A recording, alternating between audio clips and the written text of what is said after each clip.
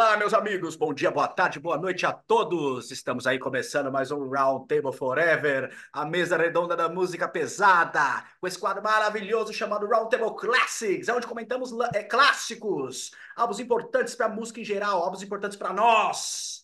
Meu nome é Ian Vitor Caminha, diretamente de Santo André do ABC, apresentando esse programa para vocês e muito bem acompanhado do meu brother Leonardo. E aí, Léo?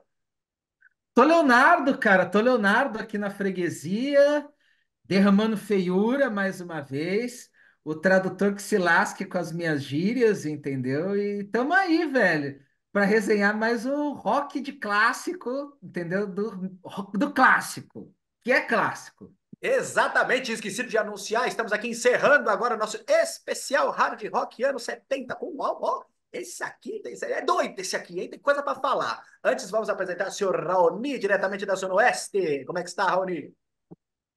Fala Redman, salve meus amigos. É isso daí, como já diria o mexicano, derramando feiura nas ideias. E é isso, cara. Falar um pouquinho mais de hard rock. A gente pegou três discos completamente diferentes um do outro, né? Então isso mostra o leque gigantesco de bandas, de influências que transitavam ali durante os anos 70. É esse daí, esse daqui, cara, é um disco bem aclamado aí por grande parte das pessoas, viu? Perfeitamente, meu amigo. Vamos então dar a de... Nossa, sentindo cheiro de prog aqui, hein?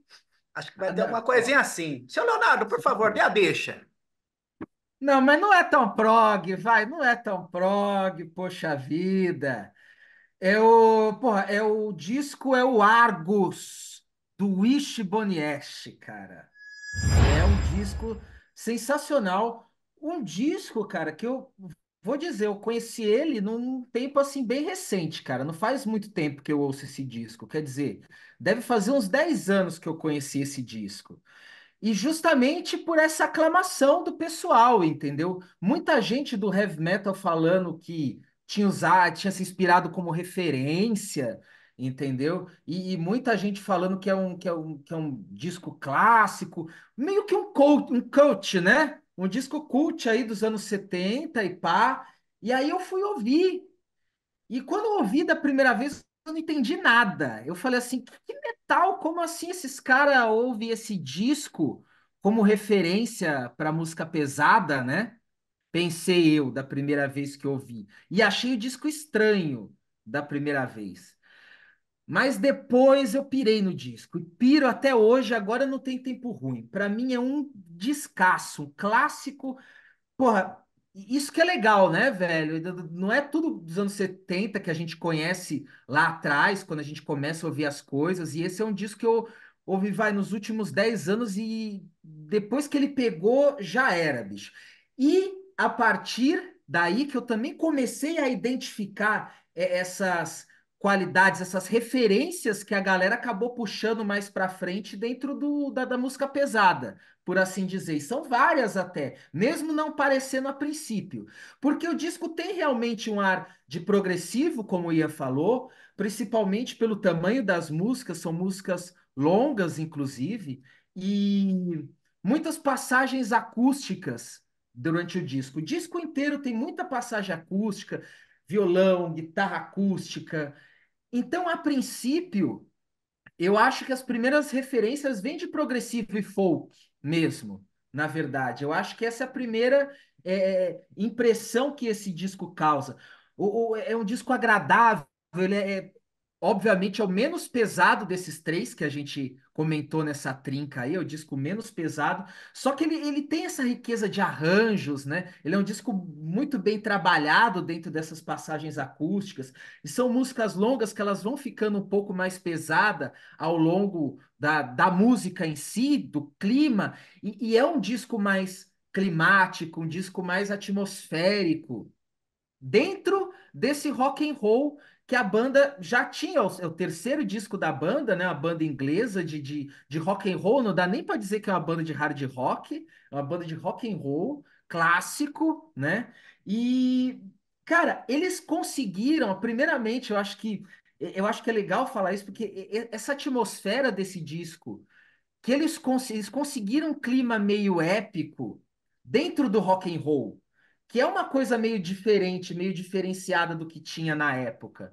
Ele, junto com essa coisa folk, só que também as partes rock and roll e o jeito que a música é construída, acaba deixando a música épica, acaba sendo um rock and roll épico, porque não é tipo o rock and roll mais, é, é, por exemplo, mais climático, mais hippie, entendeu? Mais americanão ou mesmo inglês mais pesado, tipo Stones. Eles conseguiram um disco atmosférico, trazendo essa sonoridade clássica. E já na época, pelo que se percebe, já virou um diferencial, por assim dizer. É um disco diferente. E por isso que eu acho que chamou a atenção de quem estava ouvindo música na época. Dentro da discografia da banda também ele destoa um pouco. Esse clima, a capa também, que é uma capa linda, com um guerreiro com capacete virado de costa, numa paisagem, né, de Alpes, essas coisas, também já corrobora para o clima ficar mais épico, por assim dizer. Não é esse épico descarado que a gente ouve no metal, entendeu? É bem subjetivo o que eu tô falando, não é uma coisa assim direta.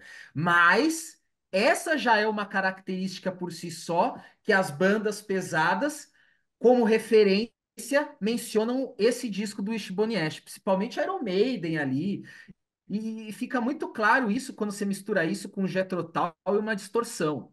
Você já tem todo o metal épico dos anos 80, entendeu? Então, já é um clima legal, essa atmosfera. Outra coisa também, eu acho que é o trampo de guitarra. Porque aqui também é um diferencial, porque já temos duas guitarras, que dentro da construção da música pesada, mesmo sendo pesada, outras bandas, como a gente mencionou, até o presente momento, não tinha assim bandas com duas guitarras assim bem construídas, dessa maneira que é o Wishbone Ash nesse disco. E, e a dinâmica das guitarras também me traz uma referência da música pesada. Trouxe uma referência para a música pesada. Porque aqui a gente vê muita guitarra dobrada, sem distorção. Sem distorção. Mas a gente vê muita guitarra dobrada. E as passagens de guitarra são longas. Entendeu? São interlúdios assim, longos de guitarra, onde as duas guitarras elas ficam jogando uma para outra. Entendeu? Uma entrega uma pergunta, outra entrega uma resposta durante as músicas.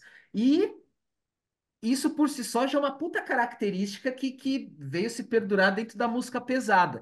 E também é uma menção das outras bandas mais pesadas falando isso. Isso eu fui perceber depois, porque a construção das músicas, a princípio, você não repara nisso, porque não tem distorção, a gente fica meio também, é rock and roll, beleza. O baixo, cara, tem umas linhas de baixo absurda nesse disco, absurda, absurda. As linhas de baixo é a Something World, cara, que tem um solão de baixo lindo, tá ligado? Com puta destaque. Tipo assim, cara, maravilhoso. Colocado de uma maneira da música assim que você fala, puta, mano, isso é um solo de baixo, tá ligado? Lindão, sem buzinar ao mesmo tempo, só que leve na música, e você percebe isso. Pô, sensacional.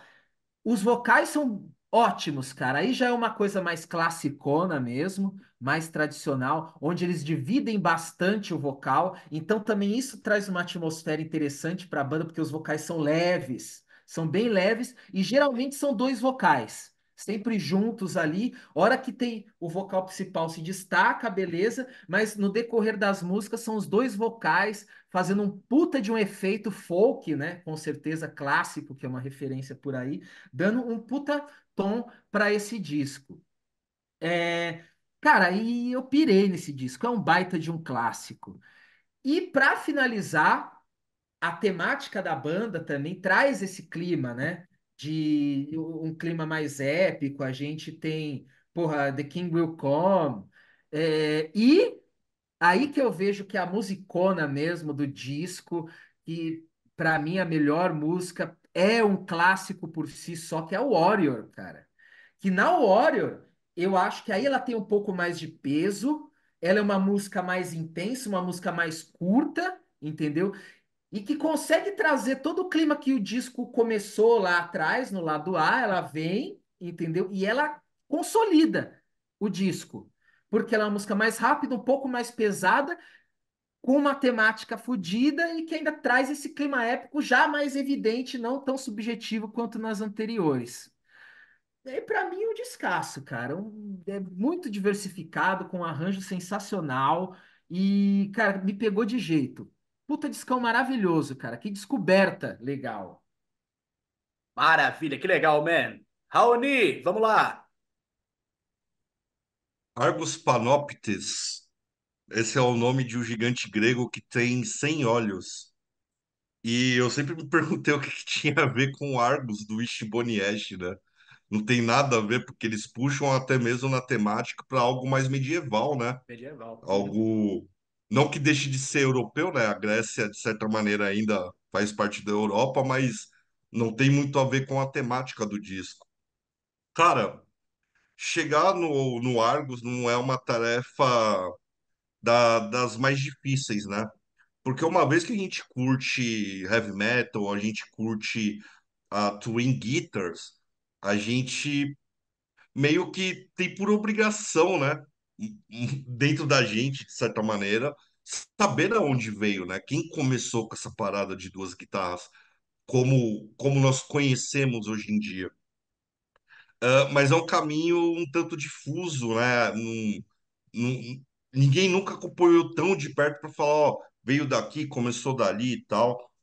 Porque a gente pode pegar, por exemplo, no princípio ali, ah, por exemplo, você tinha o Yardbirds, né? O Yardbirds teve o Jimmy Page tocando guitarra uma época com Eric Clapton e outra época com Jeff Beck. Mas eram dinâmicas completamente diferentes do que a gente conhece. É, os riffs, uma hora um fazia, outra hora um fazia. Como o mexicano falou, tinha um momento para o solo de um, tinha um momento para o solo de outro. As guitarras, normalmente, elas não se conversavam muito. Nos anos 60, a gente também teve uma banda americana chamada Bubble Pup, que ali tinha duas guitarras, eram duas guitarras bem distorcidas, bem legais, né? Ainda nessa coisa do heavy psych que a gente fala, né? Esse psicodélico mais pesado, mas bem interessante. O modo como a gente começou a convencionar talvez de fato tenha vindo aqui com o Ishboniash. E não começou nem no Argus, tá? Começou no disco anterior, que é o Pilgrimage. Só Uhum. que o Pilgrimage, além dele ficar, ele ser bem mais underground, ele ainda tinha o jazz, fora essas outras características estranhas, né? Para alguns, como o progressivo e o folk e coisa e tal. E ele acabou não sendo um disco muito valorizado. Dando uma polida melhor, em 72, o Ishboniash chega com o seu terceiro disco aqui, com uma fórmula bem interessante, né? Esse folk já era explorado pelo Led Zeppelin, né? Tanto que a primeira faixa, Time Was, me lembra muito uma maneira meio Going to California, que saiu, eu acho que no mesmo ano, mas um pouco antes ali, no Led Zeppelin 4, né? De funcionar. Isso também a gente pode citar aí o Jethro Tull, que de folk assim, eles bebem bastante também, né? Com a característica de ter essas duas guitarras, né? Seja pelo Andy Powell, né, que tá até hoje na banda, ou pelo Ted Turner, né?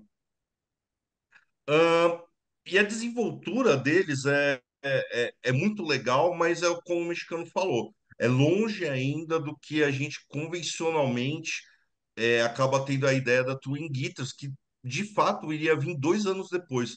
Fosse com o Chinese, né? Já entrando ali as duas guitarras com o Gary Moore, ou com o Judas, logo no começo ali, né? No Rock and Roll também, que você já tinha essa mescla das guitarras, ainda bem embrionária, digamos assim. Como um disco, eu acho. É um clássico, tá? Antes de qualquer coisa, é um clássico. Mas é um disco difícil de absorver, cara, difícil. E isso que eu não tô chamando os outros de burro, não, por conta disso, eu tô me chamando de burro. Porque hoje em dia, para mim, é um disco que me soa um tanto monótono na escuta. Claro, vamos falar então da parte boa. Como eu disse, a Time Was, ela tem essa fusão entre o progressivo, o folk, as partes de guitarra, inclusive até mesmo com duetos, né? Com essa parte mais acústica bem pronunciada. Warrior, que é a grande música do disco, né? E não apenas de duração, mas realmente ela é uma música mais explosiva, mais pegada. É uma música muito legal. Blowing Free também é uma música que tem essa nuance mais leve no seu tratado, assim, é uma música bem legal mesmo. Mas, cara, por mais que eu considere o clássico, eu sinto falta do peso que o Wishbone Ash tinha no seu primeiro disco. E fazendo a audição aqui para esse Classics, cara, escutar o primeiro disco do Wishbone Ash foi um prazer, assim, indescritível. Eu acho que eles foram realmente ajustar essa questão das guitarras com o peso, com a distorção em álbuns posteriores, que talvez aí não ficaram nem tão famosos, a galera realmente não fala, não comenta mais tanto. Mas, inclusive, né, eu até passei no nosso grupo e eu recomendo pro pessoal que quer ter uma ideia melhor do Wishbone Ash tocando essa música, tocando o Argos inteiro, aliás, ao vivo, alguns anos depois, que é o Argos Fame Again, né? E tem uma música ali, cara, The Real Guitars Have Wings, que mostra como eles conseguiram unir de uma maneira assim espetacular as duas guitarras com distorção, deixando com uma cara muito mais rock and roll, que para mim falta um pouco aqui nesse play. Porém, eu entendo o contexto da época, eu entendo que eram algo totalmente embrionário ainda, né? Eles estavam descobrindo como fazer isso daí funcionar. E provavelmente uma das primeiras coisas que a gente pensa é que com distorção a tendência seria embolar, né? Então, por isso é um disco com essa veia acústica muito forte. E não, não que isso desmereça. Hoje em dia, como eu falei, né? Eu já não acho tão legal, mas com certeza eles conseguiram unir a temática com a musicalidade de uma maneira muito única à época. E aí chama a atenção de diversas pessoas, tanto de quem gostava do hard rock, como quem gostava do progressivo, como quem gostava das piras experimentais, e se tornou o que é hoje, né? Esse disco muito aclamado. Mas é isso. Clássico, clássico, mas não é meu favorito do Bicho Boniek, infelizmente. Maravilha, então, Raoni.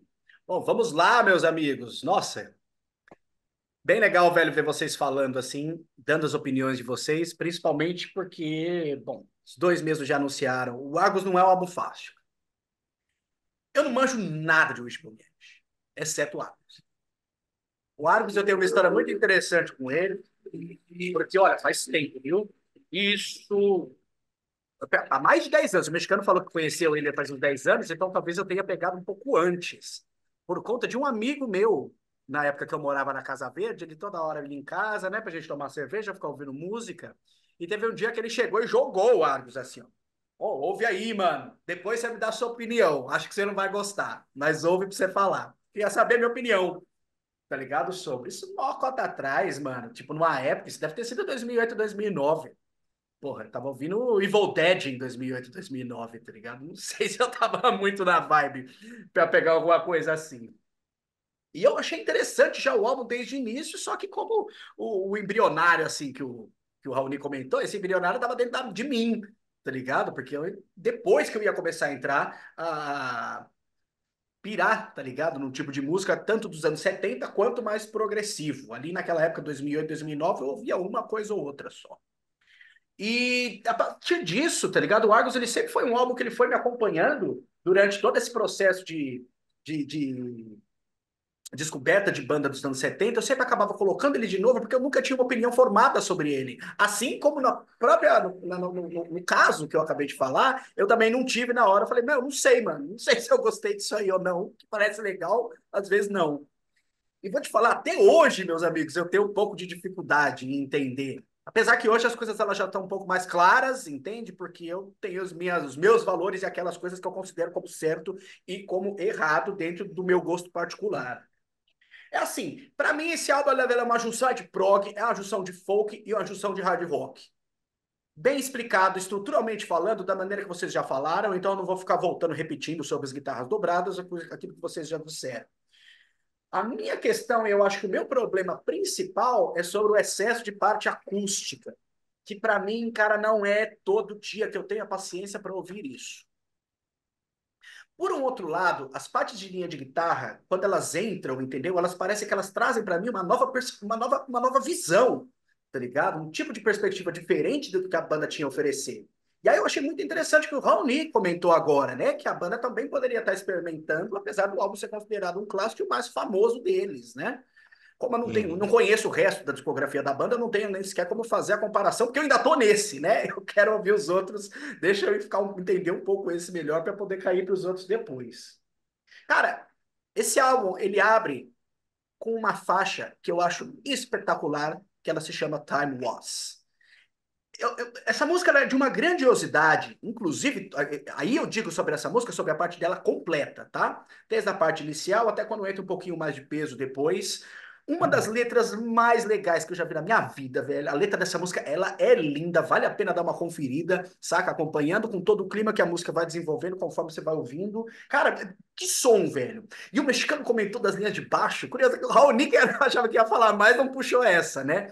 Essa Time Was, ela Não. tem uma linha de baixo, não é um solo, mas é uma linha de baixo que começa quando no começo da música, de repente tem um baixo super claro acompanhando, que é bem curioso, né? Já que tem duas guitarras, a gente ainda não tem problema de ouvir o baixo. Então parece que tá muito a produção do álbum em si ela é muito boa, né? Eu acho ela muito, ela consegue transmitir essa sensação tanto épica quanto grandiosa que a banda estava querendo fazer, mesmo sendo uma parte predominante ali acústica, né? O que é muito interessante, mas as linhas de baixo, velho, dessa música, pra mim, mano, cara, eu acho incrível. No decorrer do álbum, a coisa começa a complicar um pouco, porque, assim, talvez o fato de não considerarem esse álbum de prog seja uma visão também que eu tenho, fazendo comparação com outras coisas de prog, que eu acho que o Wishbone Ash, ele não se perde. O Wishbone Ash, o Argus, desculpa, ele tem uma fluência diferente de quantos álbuns que a gente já não gravou aqui de prog que o mexicano trouxe, até alguns que o Raoni trouxe, tá ligado? Que eu não tenho saco pra ouvir, porque a música passa um minuto da música, parece que eu tô ouvindo uma música completamente diferente. Aqui não, velho, o álbum ele é muito focado, ele tem liga, entendeu? Eu só a questão é que mesmo tendo essa liga, boa parte do álbum em si ela não me envolve, apesar de alguns momentos dentro da música envolverem, tem outros que não. Porra, velho, é difícil, tá ligado? Falar desse álbum. Se eu fosse citar mais algum exemplo, seria The King Will Come, a música que vem na metade do álbum, mas também tem umas partes assim que, tem uma parte que é legal e tem outra que, puta, mano, e aí tenta ouvir de novo e lá, tipo, eu não vou ouvir, não. Felizmente o álbum termina com Warrior, que também é uma música grandiosa, e o Warrior só ganhou por causa do refrão. Esse refrão da Warrior é maravilhoso, velho, é pra fechar o álbum assim de vez, saca? Curioso que todos os álbuns, né, que a gente comentou aqui tem uma música meio apoteótica assim para fechar dentro desse especial que a gente está fazendo. Aí, meus amigos, tem isso, né? Vamos tentar a parte mais difícil de todas, que é fazer se é época clássico ou não, porque beleza, tem pontos positivos, tem outros que me incomodam e tem a importância do álbum para música e para o hard rock. Mas eu vou pelo meu pessoal, sempre quando eu comento esses negócios aqui, eu acho que faltou um pouquinho para eu colocar ele como um clássico. Então, infelizmente, agora é não. Independente disso, é um álbum muito grandioso, é um álbum que vale a pena ser escutado pelo menos uma vez na vida. É um álbum que eu pretendo ter em vinil futuramente, entendeu? Porque vários dos exemplos que eu dei aqui, eles são uma coisa totalmente particular, e minha vibe é Rio, velho. Eu não tenho uma opinião formada para tudo, tá ligado? No momento de agora. Então pode ser que daqui a 3, 4 anos, pode ser que amanhã eu já tenha uma vibe diferente. Não preciso formar esse tipo de opinião, ainda mais quando a gente percebe que uma música, velho, com a grandiosidade tão bem feita, tão bonita, ainda considerado clássicos por pessoas que a gente conhece, merece ser ouvida mais uma vez, sabe? Eu acho sempre importante pontuar isso. Então tá aí. Não é meu clássico, mas é muito louco esse Argos aqui. Maravilha, meus amigos. Vocês têm mais algum adendo? Isso daí, chefe. Então, encerramos o nosso especial Hard Rock 70s com Wishbone Ash. Argos. Muito obrigado, meus amigos, a todos que acompanharam até aqui. Se inscrevam no nosso canal, se inscrevam nas nossas mídias sociais. Lá, Instagram, Facebook, está tudo lá. E deixa o seu like aqui no vídeo se você gostou, porque você ajuda a gente, né, a divulgar o vídeo. Comenta aí o que vocês acham também do álbum. Às vezes a gente é meio relaxado e acaba esquecendo de comentar, mas a gente sempre lê os comentários de vocês. E é sempre bacana Isso saber que a aí. gente está tendo um pouco de resposta, certinho, meus amigos? Então, acredito que é isso. Muito obrigado a todos que assistiram até aqui. Adiós!